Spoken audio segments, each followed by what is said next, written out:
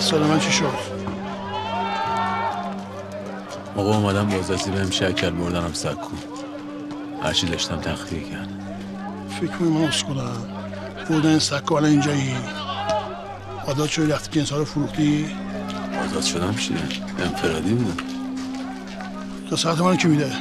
خسارت منو کی میده؟ اونی که انفرادی رفته منم. اونی که تو پروندهش حمله مواد خورده منم. اونی که حکم خورده منم. واسه یه اعدام این دو روز ما فرقی نمیکنه. خودت داری میگی دیگه. واسه من اینجا بعدش اصلا فرق نمیکنه.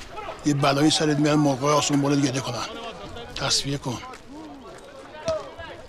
تصفیه نکنم چی میشه؟ میام بالا سرت. میشه همین امشب باشیم؟